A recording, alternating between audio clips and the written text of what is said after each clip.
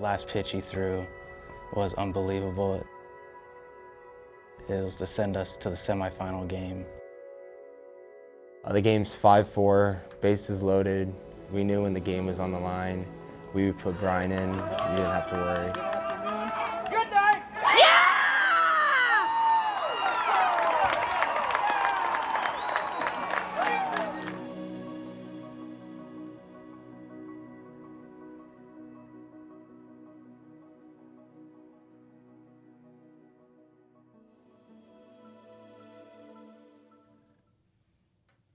You know, he went to bed that night, he walked in my room, he said, "Hey Mom, I love you, see you tomorrow." And I think, oh God, if I just walked in his room, you know, just checked on him one last time.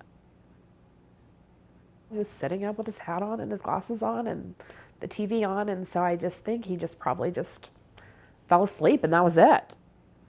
You know, he had just pitched the game of his life. We had just talked about college and the opportunities that were being handed to him. He was just, there are no words to describe that kid. You hear the opioid epidemic every day. You hear overdoses all the time, but you always think, hey, those are the junkies in Phoenix. You never think, hey, that could be my friend.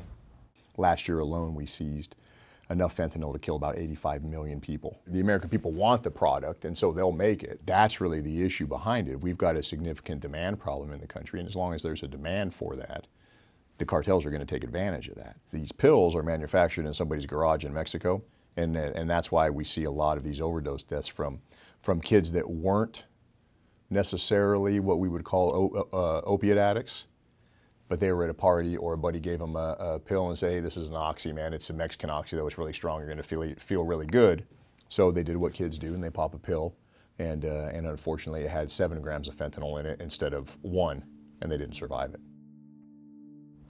So many families don't want to share it. I said over and over, if we save one family from this pain and horrific tragedy, then we have done what we needed to do.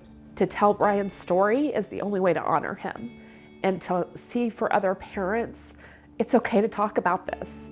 Let's have open and honest conversations, and let's figure out a way to get this stuff off the streets. It was really hard for me, you know, to go out there to pitch one of the biggest games I ever pitched in. And I came off the field crying. You know, I looked up in the sky. I told him that I did this for you. And that's where he wanted us to be in the state championship game.